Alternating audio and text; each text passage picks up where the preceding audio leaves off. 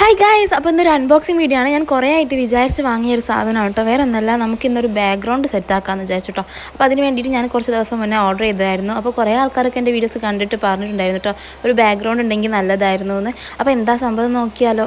ആദ്യം ഞാൻ ഒരു കർട്ടനായിട്ടോ വാങ്ങിയിട്ടുണ്ടായിരുന്നു, ഓർഡർ ചെയ്തിട്ടുണ്ടായിരുന്നത്. അതെന്ന് വെച്ചാൽ അതിൽ പിന്നെ ഒരു ചെറിയൊരു സെലോട്ടോപ്പ് കൂടി ഉണ്ടാകുന്നത് എന്തിനാണെന്ന് എനിക്ക് മനസ്സിലായിട്ടില്ല. പിന്നെ ഇതാണ് കർട്ടൻ വന്നിട്ട്, അത് 3 പീസായിട്ടുള്ളത്. അപ്പോൾ ഇത് കർട്ടൻ എന്ന് പറയാൻ പറ്റുമെന്ന് എനിക്കറിയില്ല. ഇത് വന്നിട്ട് ഒരു വൈറ്റ് നെറ്റിൻ്റെ ക്ലോത്ത് ആട്ടോ. അപ്പോൾ ഇത് 3 വരുന്നുണ്ട്. അപ്പോൾ അതാണ് ഫസ്റ്റ് സാധനം. പിന്നെ ഇതൊന്ന് ബാക്ക്ഗ്രൗണ്ട് ആയിട്ട് എവിടെയെങ്കിലും ഒന്ന് സെറ്റ് ചെയ്യണമല്ലോ, അതിന് വേണ്ടിയിട്ടുള്ള പ്രയത്നത്തിലായിട്ടോ. ഞാൻ കുറേ ഹോളിൽ വെക്കാൻ നോക്കി, കുറേ റൂമിലൊക്കെ സെറ്റ് ചെയ്യാൻ നോക്കിയിട്ടോ, പക്ഷേ എനിക്ക് പറ്റിയില്ല.